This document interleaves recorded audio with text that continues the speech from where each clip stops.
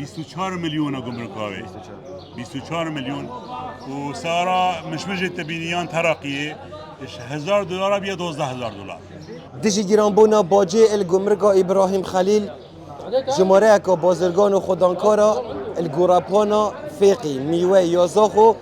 خرو بینه و نرازینه جبریا را گیران کرنا باجه ام ده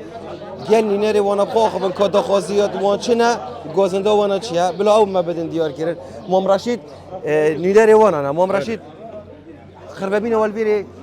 چیه؟ ودي خربا بينا ما مالا نمايا نوكا هكا هبا عمدا تجي فلاحينا مالا سيكي دي جانينا نا جيلاس هيا نا مش هيا نا تراقي هيا خوخ كمي هي بابا لا خوخ نايد بس تراقي مشو جيلاس منينا دي قابل كيلو سيكي 3-4 دينار هر البغداد كيلو $1000 هيا اما البرد استمرا تشوف دي قابل دست مدركت مالت ربيع راشد مالت ايران راشد باشه پیشتر با چند بینو که چند؟ پیشتر باش $1000 بی سارا گلاس $1000 بده به سارا گلاس که تبینی 24 مليون گمرکاوی 24 مليون و سارا مش مجد تبینیان ترقیه $1000 بیا $12,000 خلاص ناکر باشه داخوازی و شلوان پیوندی دار چیه؟ داخوازی امشه هاری کاریا فلاحی بکن هر سارا که داخلی کردستان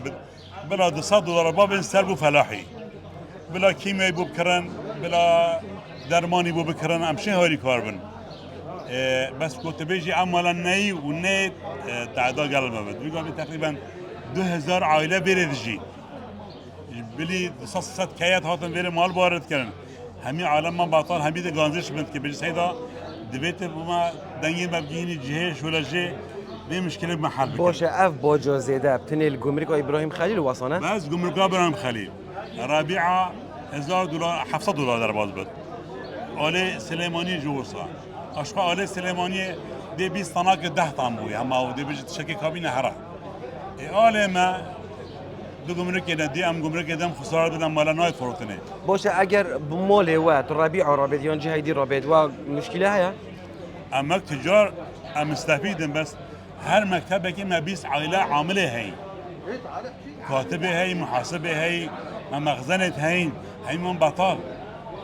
يعني معقوله بقى بغداد كيلومتر بجيب 1000 بد نما 5000 بد 4000 بد شيد بد هر فقي بكره ترقي بكره 3000 4000 عم يفروشن بغداد $1000 بوشي چگو باجا سر نینه